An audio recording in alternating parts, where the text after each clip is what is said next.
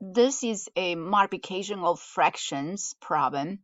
First, we need to interpret 1/6 times 18 using the definition of multiplication. So again, the definition of multiplication is the number of groups times the number of units in each group. So the first number here means number of groups. The second number means the number of units in each group or in one group.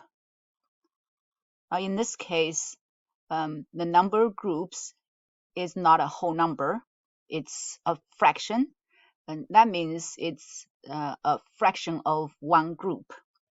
So the meaning of 1/6 times 18 means 1/6 of a group of 18 objects. If you want, you can also separate these as two sentences. You can say it's 1/6 of a group, and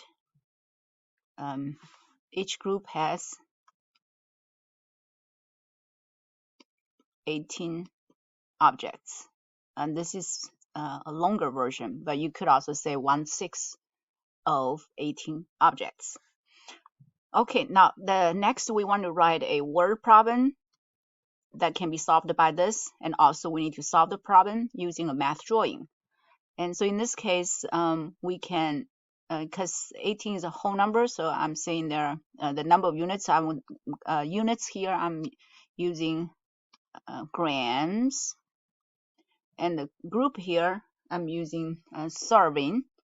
And so usually for fractions we can use servings or batches of recipe. All right, so here we have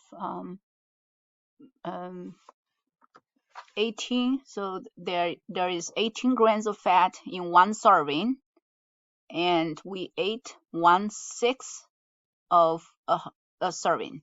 So again, group, I'm using my word problem. I'm going to use serving. Units, I'm going to use grams. So usually we have to pick before you write down your word problem. So you got to pick the measuring units for the units and also something for the groups. So the typical examples are servings and batches of cookies. Okay, so let's see. So 1/6 will be the order, I guess, doesn't really matter. So 1/6 of one serving, but 18 is 18 units, 18 grams in one serving. So with these two pieces of information given, so the question will be, how much fat did we eat? So again, we ate 1/6 of 18 grams of fat. So that after we multiply them, we're going to get how much fat. Well, how many grams? So you could say how many grams of fat. How many grams of fat did we eat? Okay, so to solve the problem, we can make drawings either like this or like that. So if you, in this case, to draw 18 grams, I drew 18 boxes here. So with 3 rows and 1, 2, 3, 4, 5, 6 columns. And so that's a total of 3 times 6, that's a total of 18 grams. So each box represents 1 gram. And because we have 1/6, we ate 1/6, so the entire box represents 18 grams and 1/6 of it. So we can look at the columns, because the column has exactly 6 columns. We have one of them will be one column. The first column will be considered as 1/6 of the whole column, then the whole number of columns. So in that case, we have 3 boxes, and we, from how we drew this graph, each box represents 1 gram. So that's a total of 3 grams. So that's one way to do it. But you don't have to do this way. Another easier way will be, so first you will draw a big box, a long big box to represent 18 grams of fat. And then we're going to, because we're trying to find 1/6 of the box, So we go by the definition of 1/6. We divide the whole. So again, this is the whole for 1/6. So we're going to divide the whole 18 grams into 1, 2, 3, 4, 5, 6 equal parts and shade one of them.